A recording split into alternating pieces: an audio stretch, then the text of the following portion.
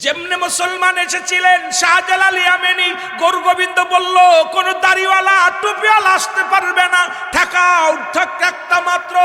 এ যুবকের, সিলেটের যুবকের ইতিহাস ভুলে গেলে চলবে না।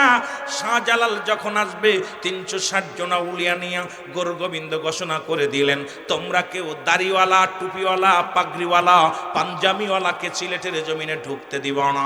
যদি কোনো ব্যক্তি তাকে ঢুকতে দাও, তাকে শিরচ্ছেদ করা হবে। নৌপথ বন্ধ, বিমান পথ বন্ধ, সব রুটঘাট বন্ধ করে দিলেন। আপনার ইতিহাস শুনলে মুসলমান আজকে এগুলো আমাদেরকে ভুলায় রাখছে, এগুলো পাঠ্য বইয়ের মধ্যে দেয় না। কারণ শাহজালালের জীবনীটা যদি পাঠ্য বইয়ের মধ্যে দেয়, সিলেটের মানুষগুলো নবী প্রেমিক, অলি প্রেমিক হয়ে যাবে। এটা ওই নাস্তিকেরা করতে দিবে না। এই জন্য বইয়ের ভিতরে থেকে এদের নামগুলো সরিয়ে নিছে। যুবক বাবারা আমার, 360 জন আউলিয়া নিয়া যখন শাহজালাল ইয়ামেনি আসলেন, এসে দেখে নৌকা নাই, বাস নাই, কোনো যানবাহন নাই। 360 জন আউলিয়া নিয়া সুরমা নদীর কিনারায় দাঁড়ায়া চোখের পানি ছেড়ে কাঁদতে লাগলো, আল্লাহ আল্লাহ, আমি কেউ ইয়ামেন হইয়া, মদিনা হইয়া, ইয়ামেনে হইয়া আমাকে পাঠাইলো বাংলার জমিনে, সিলেটের জমিনে। আল্লাহ, এখানে আসলাম আমি ইসলামের দাওয়াত দেওয়ার জন্য, কালেমার দাওয়াত দেওয়ার জন্য। আল্লাহ, এখন দেখি আমি যাইব কেমন করে। সুরমা নদীর কিনারায় বসে বসে কাঁদতে লাগলেন। ওলিদের কাছে আসে ইলহাম, আল্লাহর ওলিদের কাছে আসে ইলহাম, নবীদের কাছে আসে ওহী। খবর এসে গেল, ও শাহজালাল টেনশন করো না, তোমার ঘাড়ের ওই জায়নামাজটা ফেলায় দাও সুরমা নদীর ভিতরে। সুরমা নদীর ভিতরে যখন ফেলায় দিলেন, একজন নয়, দুজন নয়, 360 জন আউলিয়া পার হয়ে গেলেন সুরমা নদী। ও যুবক শুনে নাও, শুনে নাও, এখান থেকে শাহজালাল যখন পার হয়ে যখন গেলেন, প্রথমেই আজান দিলেন। আজানের ধ্বনি শুনিয়া গোরগোবিন্দর দালান থরথর করে কাঁপন শুরু করে দিল। যখন নারায়ে তাকবীর স্লোগান দিলেন, নারায়ে রিসালাত স্লোগান দিলেন, ও মুসলমান দালানগুলো খসে খসে পড়ে গেল। এ শুধু তাই না রে যুবক, আজকে সিলেটের জমিনেরা তোমরা গরুর গোশত খাও। এই পুরানো দিন তার একটা ছেলে হলো সুন্নাতে রাসূল, সুন্নাত আকিকা পালন করার জন্য ছেলের জন্য একটা গরু জবাই করলো।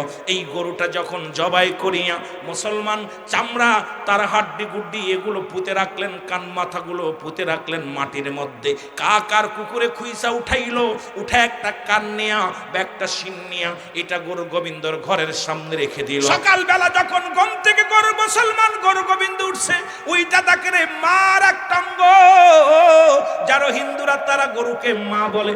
যখনই দেখছে মায়ের একটা অঙ্গ, মাথা নষ্ট হয়ে গেছে রে মুসলমান, শুনে নাও। তখন কি করলেন, খোঁজ নাও, প্রহরীকে বললেন, উজিরকে বললেন, খবর নাও সিলেটের কোথায় কোথায় একটা আমার মাকে জবাই করছে, গরু জবাই করছে, খোঁজ নাও। এর খোঁজ নিতে নিতে পাওয়া গেল এ বুরহানুদ্দিনের একটা ছেলে হয়েছে, নবজাত শিশুর জন্য সুন্নাতে রাসূল আকিকা করেছে।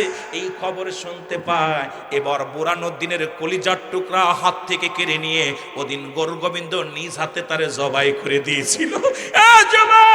সুনামগঞ্জের বাবারা শোন, সিলেটের বাবারা শোন, সেদিন নিজের কলিজার টুকরা সন্তান জবাই করে দিয়েছিল।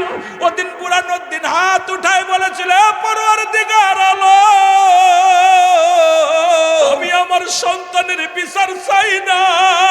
এমন একটা দিন যেন আসে সিলেটের অলিগলির মধ্যে গরু জবাই হয়, মুসলিমেরা যেন গরুর গোশত খাইতে পারে।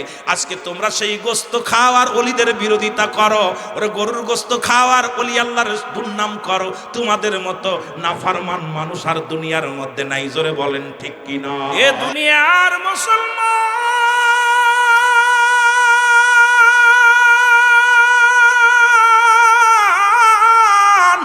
মুসলিম বিন আকিল চিঠি লিখলেন, হুসাইন আয়, আর দেরি করিস না, উপর মানুষেরা ভালা, উপর মানুষেরা ভালা রে, তোমার অপেক্ষা আছে রে, আয় তাড়াতাড়ি আয়। এরা কালেমা পড়ব, এরা কালেমা পড়ে ইসলামের ধারক বাহক হয়ে যাবে। আয়। খবর পাইয়া হুসাইন রাদিয়াল্লাহু তাআলা শিশু আজগারকে সঙ্গে নিয়ে ৭২ জন কাফেলা করে রওনা দিলেন। মুসলমান শুনে নাও, মুহররমের ১ তারিখে রওনা দিলেন। রওনা দিয়ে যখন চলে গেলেন, রওনা দিতেছে জোরে ধরলেন, দিকে দিকে হাসি, সব লোকে খুশি রে, হুসাইন চলেছে কারবালাতে বলো হুসাইন। এ মুসলমান শুনে নাও, মুহররমের 7 তারিখে তাবুক আনলো। ওই যখন তাবুক আনলেন, অনেক ইতিহাস শুনেছেন বাবারা আমার, এত বলার সময় নাই। মুহররমের 7 তারিখ চলে গেল, 8 তারিখ আসলো, 9 তারিখ আসলো। ভিতরে থেকে সারা বানু ডাকতে কয়, স্বামীরে, আগের যুগের মানুষগুলো ফজরের নামাজ বাদে কোরআন তেলাওয়াত করত। আমি দেখেছি আমার দাদাকে তেলাওয়াত করতে, বাবাদেরকে তেলাওয়াত করতে দেখেছি। ফজরের সালাত আদায় করে মানুষগুলো কোরআন শরীফ নিয়ে মসজিদের পাশে বইয়া, বারান্দায় বইয়া বইয়া কোরআন তেলাওয়াত করত, জানালার পাশে বৈশা বৈশা করত। আর এখন সালাম শেষ করিয়া মসজিদের ভিতরে মোবাইল টিপা শুরু করি। মুসলমান শুনে নাও, যাও 2-4 জন বয়া থাকি মসজিদে, শুধু মোবাইল নাড়াচাড়া করি, কিন্তু কোরআনের পাখি আজকে কোরআন নাই। যে মহল্লার মধ্যে কোরআনের উঠে যাবে, কোরআনের তালিম উঠে যাবে, এই মহল্লার মধ্যে গজব এসে যাবে। যে মহল্লার মধ্যে কোরআনের তালিম যত বেশি হবে, ওই মহল্লার মধ্যে রব্বে কারিম তত রহমত আল্লাহ দান করবে। এখন দেখা যায় একটা মহল্লার মধ্যে কোরআন তেলাওয়াত নাই, যাও 2-4টে মাদ্রাসা আছে, এর পাশে শত্রু লাগায়া দিছে। যেমন আজকে এখানে আলিয়া মাদ্রাসা, এখান থেকে মুসলমান অসংখ্য ওলামা একরাম বাইর হবে, আল্লাহর দ্বীনের দাওয়াত তারা কবুল করবে। এখানেও কিন্তু আমাদের শগুনের চোখ পড়ে যায়, অনেক শগুনের চোখ পড়ে যায়, কারণ যেখানে আসলে আল্লাহ আল্লাহ রাসূলকে পাওয়া যায়, যেখানে আসলে দ্বীন ইসলামের জ্ঞান অর্জন করা যায়, কোরআন শেখা যায়, সেই জায়গাটায় হস্তক্ষেপ করে শয়তান। বেশি জোরে জোরে বলেন ঠিক কিনা? এ ভাইরা আমার, বন্ধুরা আমার, সাহারা বানু ডাকতে বলে, স্বামী আপনি তো কোরআন তেলাওয়াত করেন, অথচ ভিতরে তাঁবুর ভিতরে কোনো পানি নাই, একটু পানির জন্য দৌড়ায়া যান। যখন দরকার করলেন হুসাইনকে, মুসলমান হুসাইন রাদিয়াল্লাহু তাআলা শিশু আসগারকে সঙ্গে নিয়ে যখন কূপের দিকে রওনা দিলেন, আমার বাবারা আমার, এই ডাকতে বলেন, ও আমার মুসলমান কোপ্পাবাসীর যুবকেরা রে, বৃদ্ধরা, তোমরা সৈন্যরা শোনো, আমরা তো কোনো অপরাধ করি নাই, তোমাদের সঙ্গে হাঙ্গামা করতে আসি নাই, আমি আসছি আমার রাসূলুল্লাহ সত্য দাওয়াত দিতে। লা ইলাহা ইল্লাল্লাহু, লা ইলাহা নাই কোনো ইলাহা ইল্লাল্লাহু, এক আল্লাহ ছাড়া। এই কালেমা শুধু আমার নবীর নয়, এই কালেমা আদম থেকে শুরু করেছে। আদম আলাইহিস সালাম বলে লা ইলাহা ইল্লাল্লাহ, আদম শফিউল্লাহ, লা ইলাহা ইল্লাল্লাহ ইব্রাহিম খলিলুল্লাহ, লা ইলাহা ইল্লাল্লাহ মুসা কালিমুল্লাহ, লা ইলাহা ইল্লাল্লাহ ঈসা রূহুল্লাহ। সুতরাং এই কালেমা কিয়ামত পর্যন্ত চলবে, আল্লাহ ছাড়া কোনো মাবুদ নাই। আর সর্বশ্রেষ্ঠ নবী, আখির নবীর উম্মত আমরা, এর সঙ্গে জড়িয়ে দিছি লা ইলাহা ইল্লাল্লাহ। আল্লাহর প্রেরিত রাসূল বা বান্দা হলো আমার নবী, সাথে সাথে পড়েন আশহাদু আল্লা ইলাহা ইল্লাল্লাহু ওয়াহদাহু লা শারীকা লাহু আশহাদু আন্না মুহাম্মাদান আবদুহু ওয়া রাসূলুহু। জোরে জোরে চিল্লায়া বলা যাবে না মারহাবা। এ যুবক বাবারা আমার, দিলের কান্ডা লাগা শোনো। হুসাইন রাদিয়াল্লাহু তাআলা ডাক দিয়ে বলে, জিদের সৈন্যরা রে,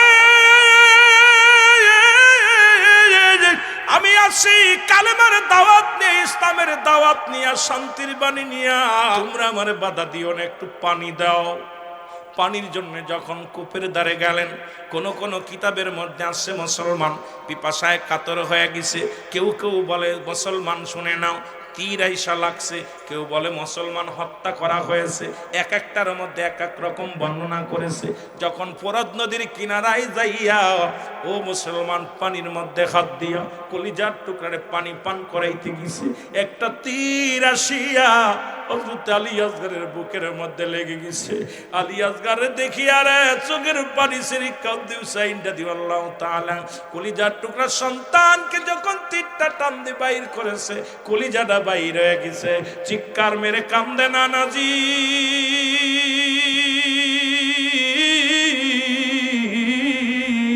আসলাম ইসলামের দাওয়াত নিয়ে, শান্তির দুধ নিয়ে, আজকে রক্ত পড়ে জমিনের মধ্যে ঘোরা রাজি, চোখের পানি ছিরি কান্দে। ও আমার যুবক বাবারা, আমার দিলের কান্ডা লাগা শুনে নাও।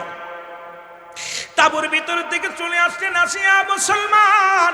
এবার যখন বিবিকে ডাকতে বলে, কোথায় রে সারা বানু, দের ভিতরে থেকে বাইরে আসো, জনমের পানি পান করাইছি।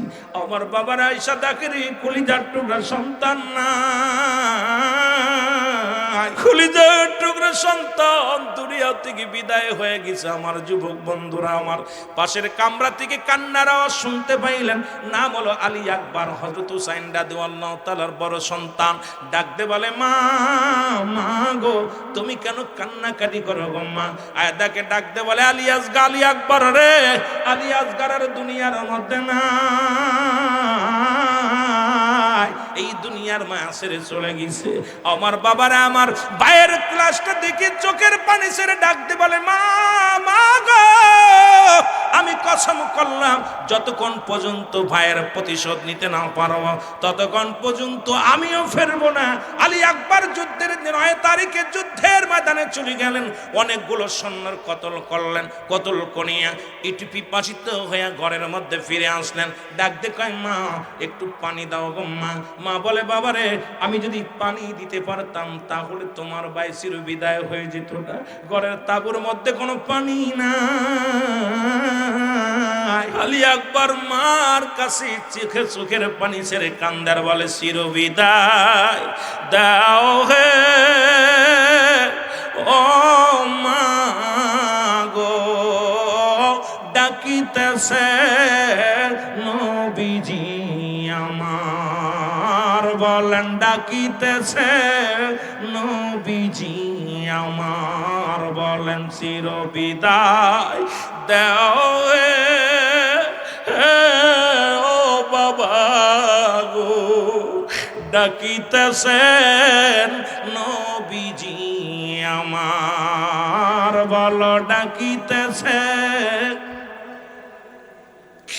চাই না পানি, চাই না আমি, চাই রব্বে কারিমের মেহেরবানি গো, ছুটি আমি জান্নাতের আশায় ও মা গো, ডাকিতেছেন নবীজি আমার, বলো ডাকিতেছেন নবীজি আমার, বলো চির বিদায় দাও হে মা গো, ডাকিতেছেন নবীজি আমার, বলো ডাকিতেছে।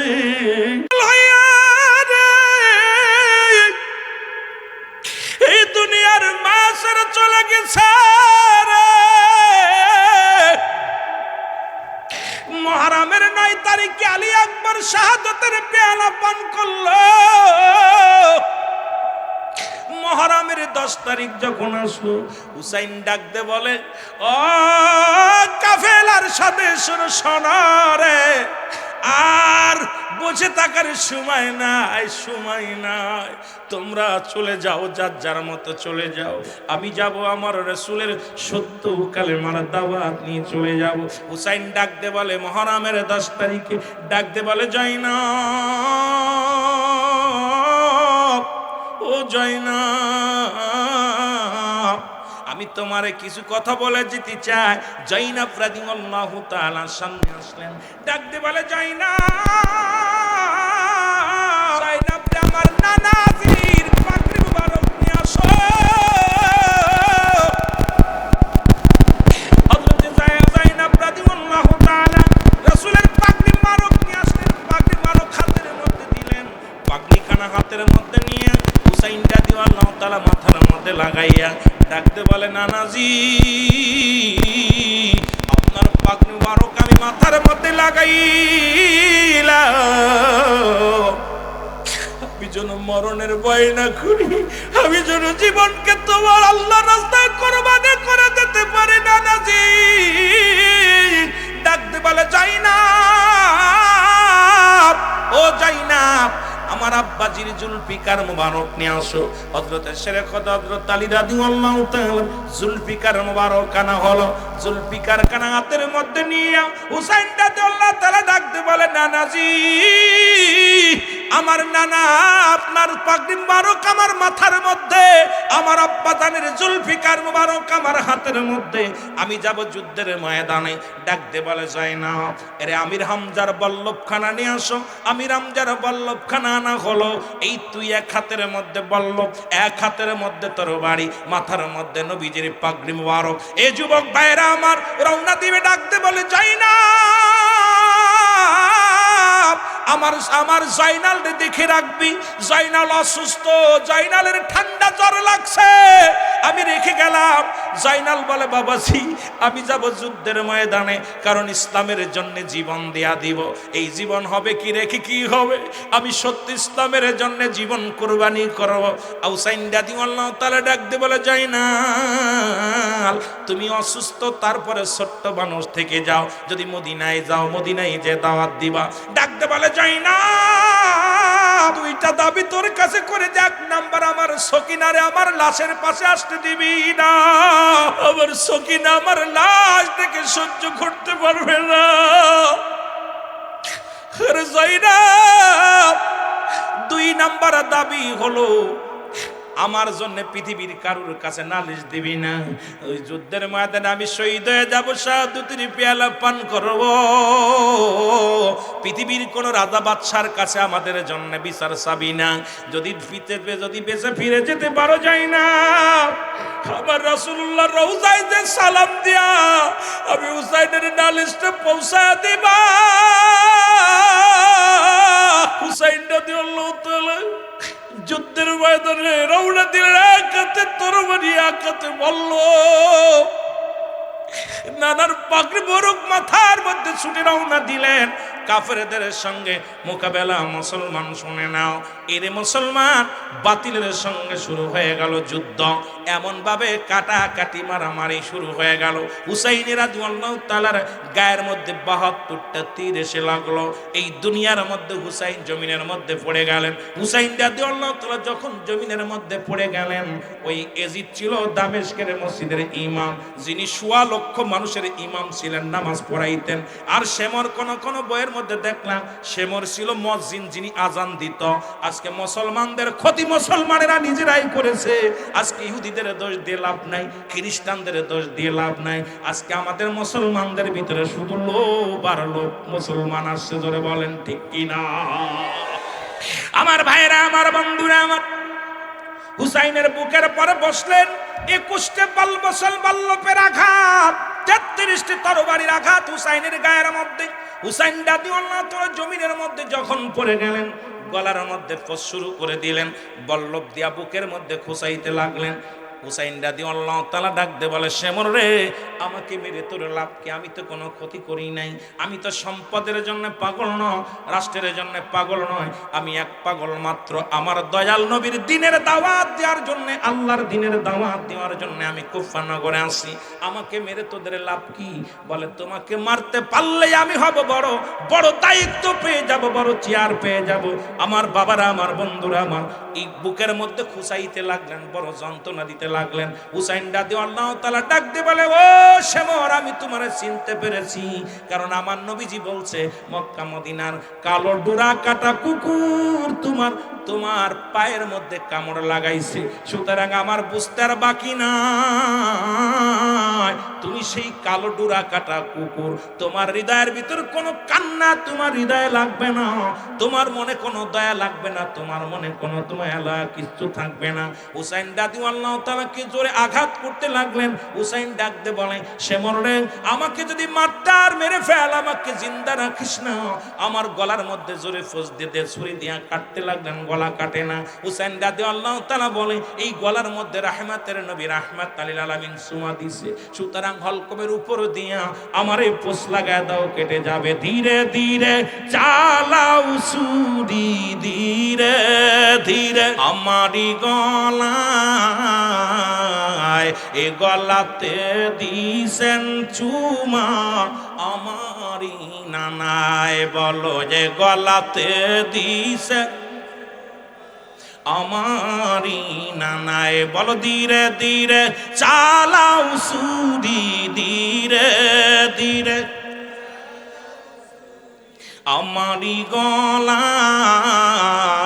এ গলাতে দিছেন গো চুমা আমারি নানা। হুসাইন রাদিয়াল্লাহু তাআলাকে শাহাদাতের পেয়ালা পান করায় দিলেন।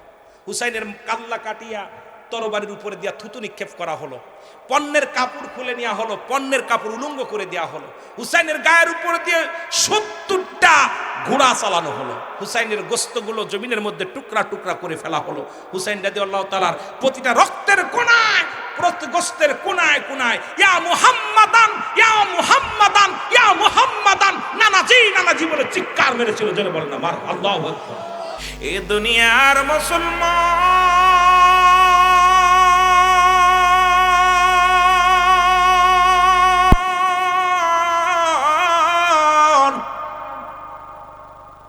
রব্বুল আলামিন রিয়াজুল জান্নাহ বেহেশতের বাগানে বসার মতো আসার মতো সুযোগ দান করলো। এ সময় কত মানুষ জেলখানায়, কত মানুষ হাসপাতালে, কত মানুষ মৃত্যু শয্যায় সজ্জিত। রব্বুল আলামিন হাসপাতালে নেন নাই, জেলখানায় নেন নাই, সুন্দর পরিবেশ রিয়াজুল জান্নাহ বেহেশতের বাগান, এই জান্নাতের বাগানে বসার মতো সুযোগ দান করলো। উচ্চ কণ্ঠে আওয়াজ দিয়ে চিল্লায় বলা যাবে না আলহামদুলিল্লাহ। এ দুনিয়ার মুসলমান,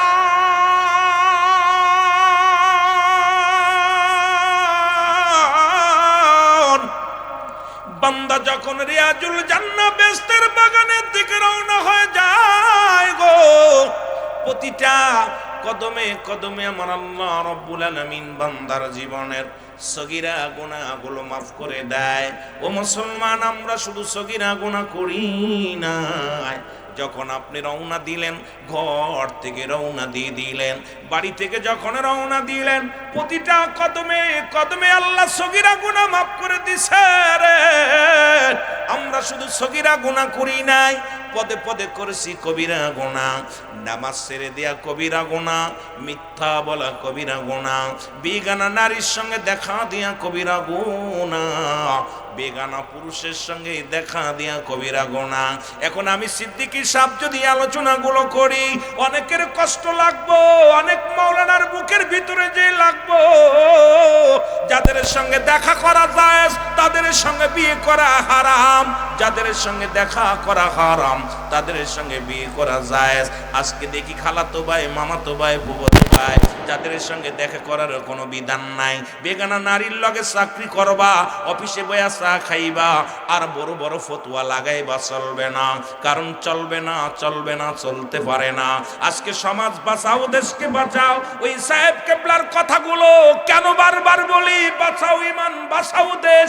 ব্যক্তির জীবনের অমূল্য সম্পদের নাম হলো ঈমান।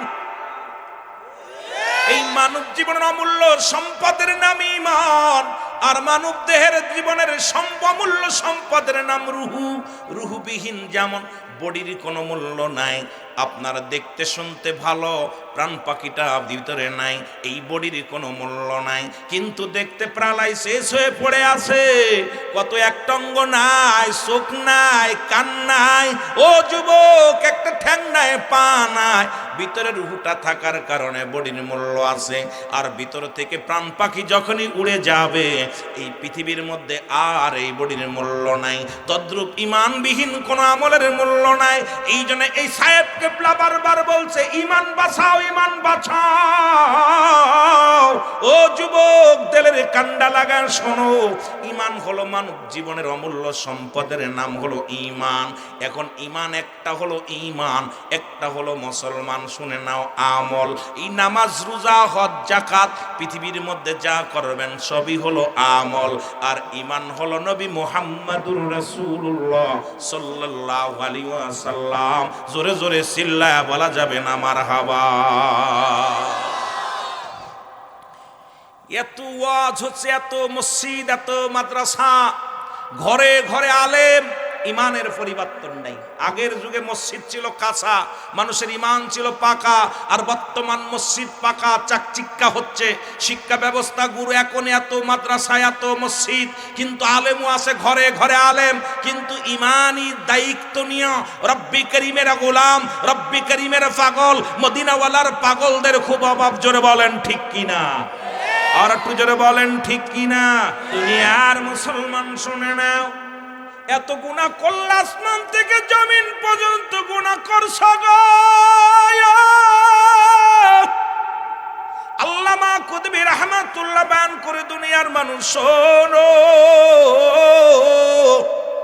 বান্দা যখন এই গুনার কথা মনে করে, বান্দা যখন কবরের ভয়ে, জাহান্নামের ভয়ে, বান্দা যখন খাস তওবা করে আল্লাহ বলে ডাক দেয়, কিয়ামত পর্যন্ত তার কোনো নবী আসবে না। কিয়ামত পর্যন্ত তওবার দরজা খোলা, কিয়ামত পর্যন্ত তওবার দরজা খোলা থাকবে। কারণ আগামী কাল এই মাহফিলে বসতে পারবো কেউ বলতে পারি না।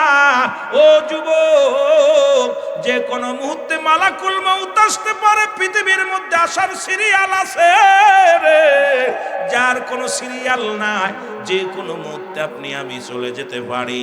সুতরাং ও যুবক, আমি আপনাদেরকে অনুরোধ করে যাই, দেখা যায় বাবার কাঁধে সন্তানের লাশ, সন্তানের কাঁধে বাবার লাশ, দেখা যায় দাদার কাঁধে নাতির লাশ, নাতির কাঁধে দাদার লাশ। কখন কে চলে যাব কেউ বলতে পারি না। যে কোনো মুহূর্তে আপনার বিদায় ঘন্টা বেজে যেতে পারে।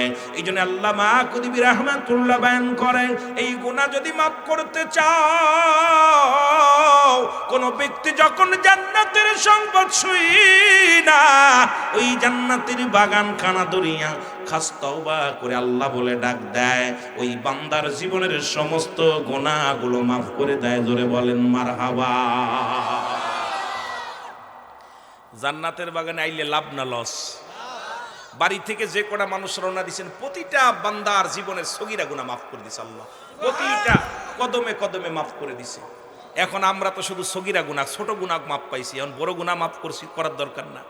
আল্লামা কুতুবী রাহমাতুল্লাহ বয়ান করে, বান্দা যখন কবরের ভয়ে, জাহান্নামের ভয়ে, মরণের ভয় অন্তরের ভিতরে ঢুইকা ওই জান্নাতের বাগানখানা আঁকড়ে ধরে খাস তওবা করল, আল্লাহ আল্লাহ আমার আর ফিরানোর পথ নাই, আর আল্লাহ আমি আর সামনে আগানোর মতো পথ নাই, যে কোনো মুহূর্তে আজকে রাত শেষ। রব্বি কারিমের দরবারে চোখের পানি ছেড়ে টাস করে তওবা করে, আস্তাগফিরুল্লাহ রব্বি বিন কুল্লি জামবি ওয়া আতুবু ইলাইহি লা হাওলা লা কুওয়াতা ইল্লা বিল্লাহ। আমার বাবারা এক কথায় আরবি পারেন না, আল্লাহ আমি ক্ষমা চাইতেছি, পূর্ববর্তী গুনাহ যা করছি সব মাফ চাইতেছি, আল্লাহ আমি আর জীবনে পাপ করব না, মাফ চাই, আমি মাফ চাই তোমার কাছে। আমিরে মুআত্তামি আবিয়া তার কলিজার টুকরো সন্তান এজিদকে ডাক দিয়ে বলে, বাবা, কারণ আমাদের তো বাংলাদেশে এখন কেমন রেয়াজ হয়ে গেছে, যে ক্ষমতায় থাকে তার ছেলে আসবে না, বউ আসবে না, মেয়ে আসবে, ঠিক কি যে একটা শুরু হলো, কি যে একটা অবস্থার মুসলমান শুনে নাও। এই সিয়ার কেউ ছাড়তে চায় না, এই সিয়ারটাতে কত ভয়ঙ্কর। ওরে বাচ্চা মুসলমান শুনে নাও, ওই বালকের বাচ্চা ইব্রাহিমের জীবন এটা পড়লে আপনি বুঝতে পারবেন এই সিয়ারটা যে কত প্রিয় রে। এই সিয়ারের লোভ কেউ সামলাতে পারে না, এই মুসলমানিটার লোভ কেউ ছাড়তে পারে না। কারণ এই সিয়ার যে আপনার ক্ষতির আজকে দুনিয়ার মধ্যে ক্ষতি ডেকে আনতেছে, দুনিয়ার মধ্যে বিপদ ডেকে আনতেছে, এটা আমরা অনেকেই ভুলে যাই। আর এর মধ্যে বসলেই দেখবেন পরিবর্তন, সিয়ারের পরিবর্তন হয়ে যায়, মনের পরিবর্তন হয়ে যায়, হৃদয়ের পরিবর্তন হয়ে যায়। ও যুবক, ও যুবক বন্ধুরা শোনো গো, আমিরে মুআবিয়া ডাক দিয়ে কয়, জিদ, কারণ এই পৃথিবীর মধ্যে আমার ইন্তেকালের পরে আমার বর্তমানে আল হাসান আল হুসাইন নেতৃত্ব দিবে, দেশ পরিচালনা করবে। আমার নবীজি বলে গেছেন, জোরে জোরে চিল্লায় বলা যাবে না মারহাবা, এটা মেনে নেওয়া যাবে না রে মুসলমান। শুনে নাও, গোপনে গোপনে ষড়যন্ত্র শুরু করলো কিভাবে তারে শেষ করা যায়। অতীতেও ছিল, মুসলমানদের শেষ করেছে রে মুসলমানেরা। পৃথিবীর মধ্যে সবচেয়ে মুনাফিকরা ইসলামের যত ক্ষতি করেছে, এর চাইতে কাফের বেঈমানেরা এত বড় ক্ষতি করি না ইসলামটাকে। সবচেয়ে মুনাফিকিরা যেইভাবে ক্ষতি করেছে, জোরে বলেন ঠিক কিনা। আল্লাহ কমিনান নাস, মানুষের মধ্যে মায়া করো, তারা বলবে আমান্না, তার ঈমান আনছে, বিল্লাহি, আল্লাহর প্রতি, অবিদমিনা আখিরাতের প্রতি বিশ্বাস স্থাপন করেছে। ওমা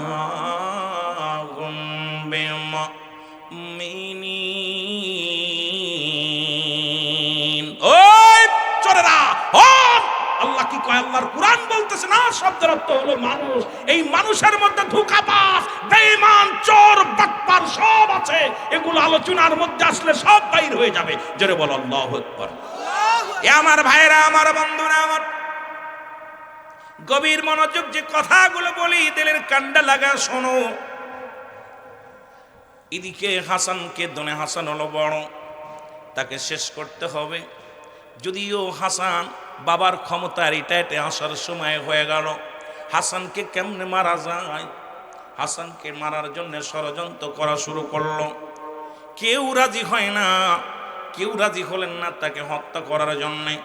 অবশেষে একজন মহিলা, কারণ আল্লাহ তো নিজে একটা কুরআনুল কারীমের মধ্যে একটা সূরা নাজিল করছে, সূরার নাম নেসা।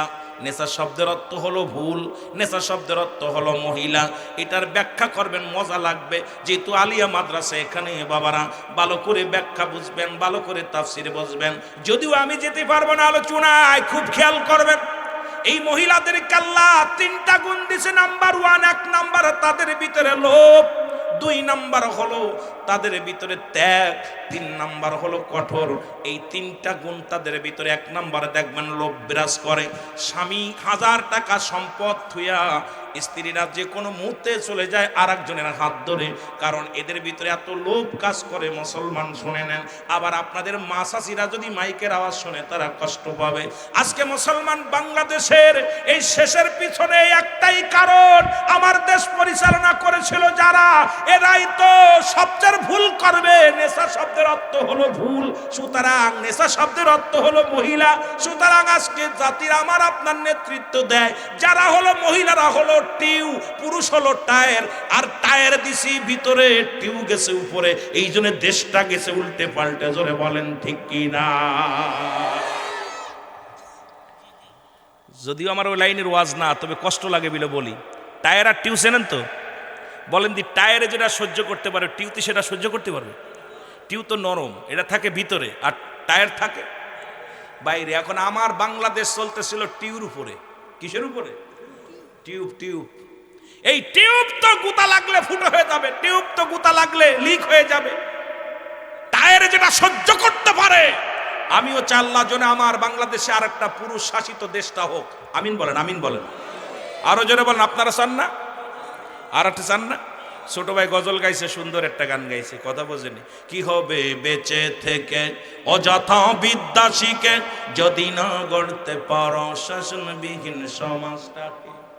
কি হবে নেতা হয়ে জনবলে ঘাড় ফুলিয়ে, রাজপথ গরম দেখে যদি থাকো ঘরে শুয়ে, আজরাইল আসবে যাবে মাটিতেই পড়ে রবে। জোরে বলেন ঠিক কিনা।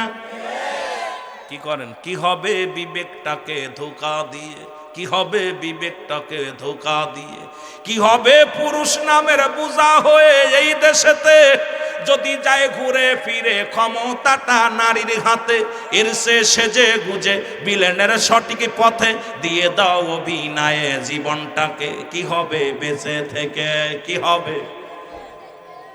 কথা বোঝেননি? কি হবে নামাজ রোজা ইমানদারির বড়াই করে, পারো যদি উচ্চ স্বরে সত্য কথা না বলিতে? জোরে বলেন ঠিক কিনা। চাকরির ভয় করো যদি ছেড়ে দাও আইনা গদি, চাকরির ভয় করো যদি ছেড়ে দাও আইনা গদি। কি হবে? কি বলেন? কি হবে বিবেকটাকে ধোঁকা দিয়ে? জোরে বলেন ঠিক কিনা। কেউ কথা বলি না, সব মাথার উপরে প্রতিমা বানাইয়া কত মসজিদ, কত হাজার হাজার মাদ্রাসায় এত বড় বড় লেকচার দিই আমরা, প্রিন্সিপাল প্রফেসর সব লেকচার দিই। আরবি প্রভাষক তার মাথার উপরে, তাফসির কারকের মাথার উপরে প্রতিমা ঝুলনে থাকে, আবার বড় বড় কথা বলার ক্ষমতা নাই, কারণ বলতে পারি নাই চাকরি ঠেকানোর জন্য। জোরে বলেন ঠিক কিনা। জোরে বলেন ঠিক কিনা? আওয়াজে জোর নাই, ভয় পাননি? এই আমি 700 কিলো দূর থেকে আসলে ভয় না পাই, আপনি কেন ভয় পাবেন? কেন ভয় পাবেন? কারণ মরতে হবেই, এইটা থেকে বাঁচার কোনো পথ বলেন দি। আজ মলু মরবো, কাল মলু মরবো, কথা বুঝছেন দি? বাইসা থেকে লাভ আছে? এগুলো দেইকা নিজেরা দুর্নীতি করবো না, কারো করতেও দিব না। জোরে বলেন ঠিক কিনা? উচ্চ গলায় বলতে হবে, জোরে বলেন ঠিক কিনা? এ আমার ভাইরা, আমার বন্ধুরা, আমার হুসাইন রাদিয়াল্লাহু, হাসান রাদিয়াল্লাহু তাআলাকে বিষের পেয়ালা পান করাইল। ওই কুটনি বুড়ি মেয়েরা মানুষের দেখবেন বেশি। নবীজি বললেন আমি জাহান্নামের মধ্যে গেলাম, ওই জাহান্নামের মধ্যে দেখলাম অধিক পরিমাণ নারীরাই জাহান্নামী। রাসূলুল্লাহ বললেন, আম্মা জান আয়েশা সিদ্দিকা বলে, ইয়া রাসূলুল্লাহ, ইয়া হাবিবাল্লাহ, কারণ কি? বলে নবী গো, ও আমার আম্মা জান শোনো, শুনে নাও। নবীজি তার বিবিদেরকে বললেন, ওই সমস্ত নারীরা ওই পৃথিবীর মধ্যে স্বামীর নামে লানত করত, এই লানতকারী মহিলারাই জাহান্নামের মধ্যে বেশি পরিমাণ, অধিক পরিমাণ জাহান্নামী। আর একটা জাহান্নামে দেখলেন, মুসলমান শুনে নাও, এই দুনিয়ার মধ্যে গীবাতখোর, সুদখোর আর ঘুষখোর নবী দেখলেন আগুনের নদীর মধ্যে তাদের নিক্ষেপ করা হয়, আর আগুনের গুল্লাগুলো ধরে ধরে তারা খাইতেছে। রাসূল বললেন, ওরা কারারে? জিবরিল বলে, হুজুর এই দুনিয়ার মধ্যে এরা ছিল পৃথিবীর মধ্যে সবচেয়ে গীবাতখোর, আর ছিল ঘুষখোর আর সুদখোর। এই 3 শ্রেণী মানুষকে এই নদীর মধ্যে নিক্ষেপ করা হবে। ও আমার বাবারা, আমার বন্ধুরা, আমার শুনে নাও, আজকে আমার সমাজ, আমার জাতি দুর্নীতিতে ভরে গেছে। জোরে জোরে চিল্লায় বলা যাবে না, ঠিক কি না? আমার ভাইয়েরা, আমার বন্ধুরা, আমার হাসান রাদিয়াল্লাহু তাআলা বীজ যখন পান করছে রে,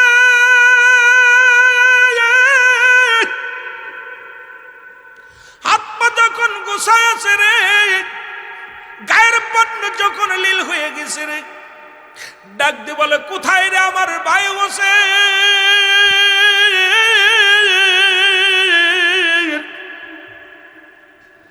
হুসাইন ছুটে আস, হুসাইন রাদিয়াল্লাহু তাআলা ছুটে আসলেন। এসে দেখে ভাই বিষ পান করে এই দুনিয়ার মধ্য থেকে বিদায়ের পথে। ডাক দে বলে, ভাই রে, কে তোরে বিষ পান করাইছে বলো? বলে, ভাই রে, আমি বলবো না আমি বিষ পান করাইছি, কে বলবো না, তবে আমার পরে তোমার বিপদ আসবে। যেদিন ওই বিপদের মধ্যে পড়বা, সেদিন দুনিয়ার কোনো মানুষের ডাক দেবা না, সেদিন রাহমাতুল লিল আলামিন নবীকে ডাকবা। জোরে জোরে চিল্লায় বলা যাবে না আল্লাহু আকবার। চির বিদায় দাও হে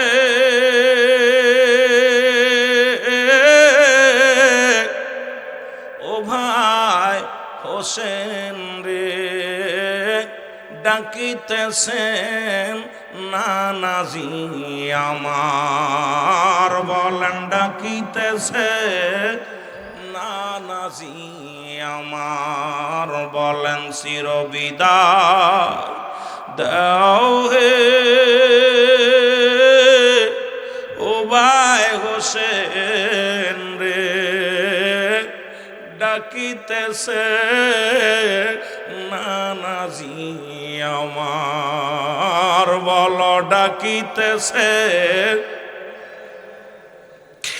ও ভাই হোসেন রে, কি আগুন জ্বালিল বুকে, সইতে পারি না যে, বিষের জ্বালায় অঙ্গ জ্বলে যায়।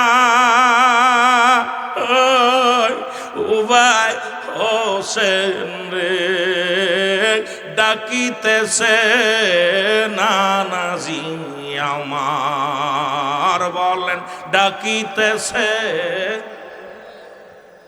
চোখের পানি সেরে সেরে বলেন, চির বিদায় দাও হে ও ভাই হোসেন রে, ডাকিতেছে নানাজি আমার। বলো, ডাকিতেছে কি জোরে ছিলাম দুজন,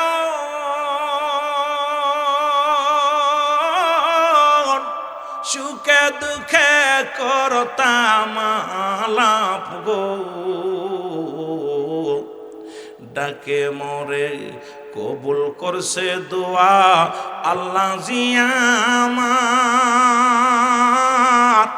ও ভাই হোসেন রে ডাকিতেছে নবীজি আমার, বলো ডাকিতেছে।